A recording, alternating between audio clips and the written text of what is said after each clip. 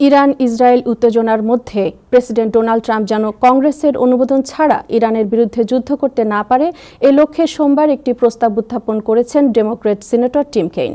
তিনি বলেন, যুক্তরাষ্ট্রের সংবিধান অনুযায়ী যুদ্ধ ঘোষণার অধিকার একমাত্র কংগ্রেসের।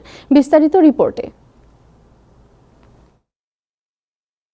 ইরান ইসরায়েল যুদ্ধ ঘনীভূত হওয়ায় কংগ্রেসে প্রেসিডেন্ট ডোনাল্ড ট্রাম্পের যুদ্ধ ক্ষমতা নিয়ন্ত্রণে আনার প্রস্তাব উত্থাপন করেছেন ডেমোক্র্যাট সিনেটর টিম কেইন। সোমবার তিনি এই প্রস্তাব দেন যাতে বলা হয় কংগ্রেসের অনুমোদন ছাড়া প্রেসিডেন্ট ইরানের বিরুদ্ধে সামরিক শক্তি ব্যবহার করতে পারবেন না। টিম কেইন দীর্ঘদিন ধরে যুক্তরাষ্ট্রের সংবিধান অনুযায়ী যুদ্ধ ঘোষণা ও সামরিক হস্তক্ষেপের ক্ষমতা কংগ্রেসের হাতে ফিরিয়ে দেওয়ার পক্ষে কাজ করছেন।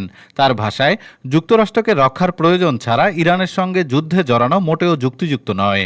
এর আগে 2020 সালে ট্রাম্পের প্রথম মেয়াদে একই ধরনের একটি প্রস্তাব উত্থাপন করে কংগ্রেসে পাশ হলেও প্রেসিডেন্টের ভেটোর কারণে তা কার্যকর হয়নি। বর্তমান প্রস্তাবটি প্রিভিলেজড হিসেবে বিবেচিত হওয়ায় সিনেট বাধ্য থাকবে এটি দ্রুত আলোচনায় আনতে ও ভোটাভুটিতে নিতে। এদিকে প্রেসিডেন্ট ট্রাম্প জানিয়েছেন, যুক্তরাষ্ট্র এই মুহূর্তে ইরান ইসরায়েল সংঘাতে জড়িত নয়, তবে ভবিষ্যতে জড়াতে পারে। তিনি আরও বলেন, রাশিয়ার প্রেসিডেন্ট ভ্লাদিমির পুতিন তাকে ফোন করে মধ্যস্থতার আগ্রহ জানিয়েছেন। রাশিয়ার বিনিয়োগ বিষয়ক দূত কিরিল দিমিত্রিভ সামাজিক মাধ্যম এক্সে এক পোস্টে বলেছেন, মধ্যস্থতাকারী হিসেবে রাশিয়া মূল ভূমিকা রাখতে পারে।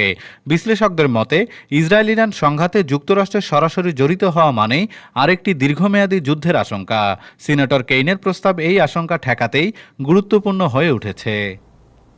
Desk report, time television, new York.